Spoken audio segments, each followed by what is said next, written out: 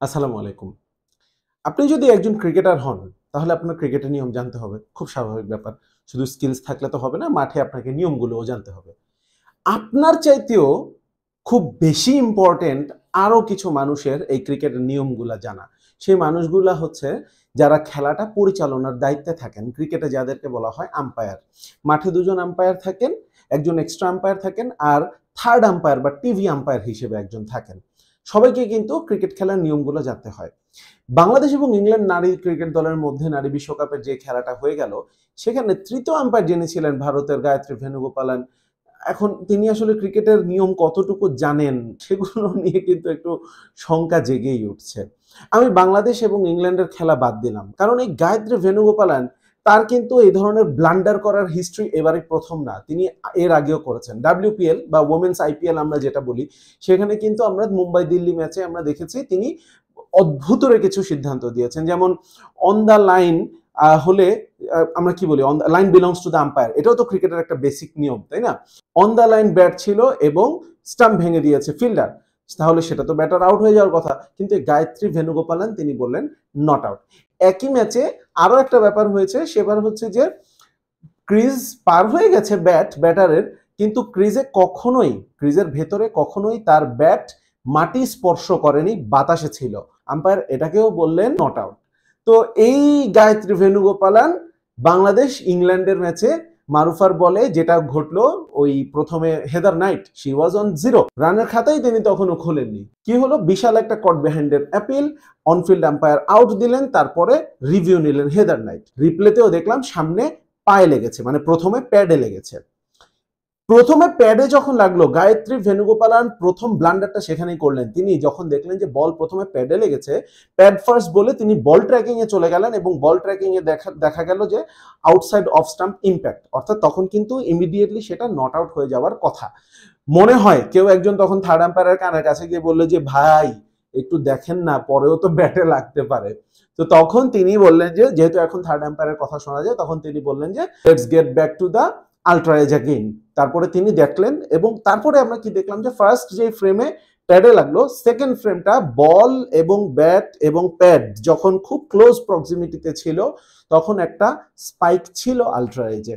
কিন্তু সেটা কি শুধু প্যাডের জন্য স্পাইক ছিল নাকি ব্যাটের জন্য স্পাইক ছিল, সেটা নিয়ে কিন্তু কনক্লুসিভলি বলা যাবে না। এবং যেহেতু হটস্পট নাই, আলট্রা এজের উপরেই ভরসা রাখতে হবে।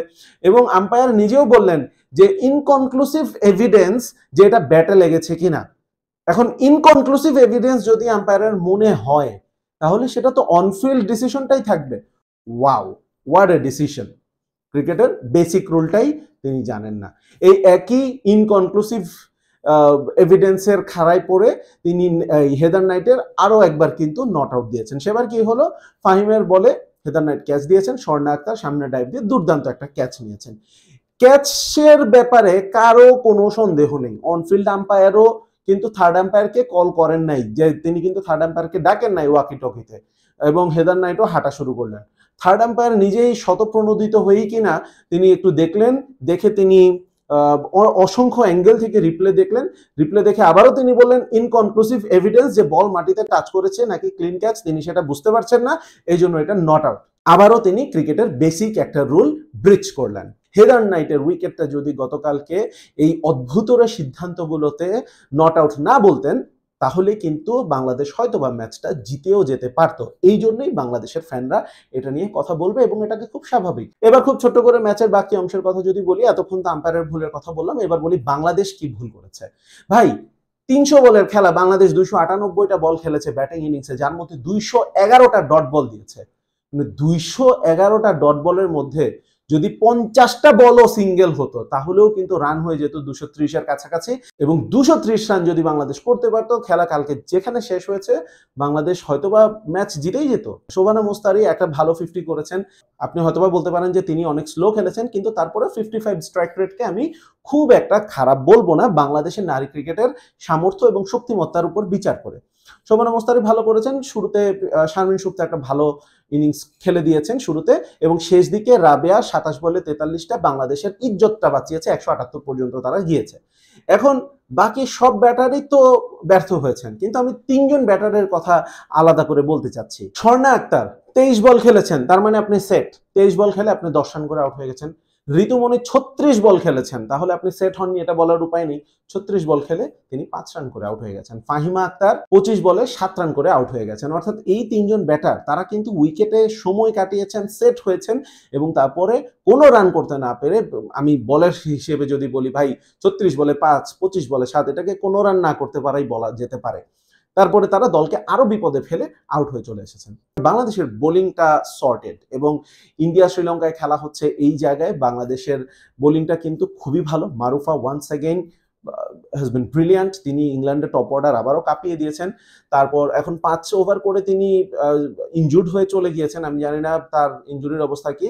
আই এম হোপিং যে সেটা শুধুমাত্র ক্র্যাম্প হিসেবেই থাকবে এবং নেক্সট ম্যাচের পর নেক্সট ম্যাচের আগে মারুফা আবারও অ্যাভেলেবল থাকবেন। আমি মেঘলার বোলিংটাকে খুব ভালো চোখে দেখছি। তিনি এই ম্যাচে তাকে একাদশে নেওয়া হয়েছে অ্যান্ড শি ডিড গুড।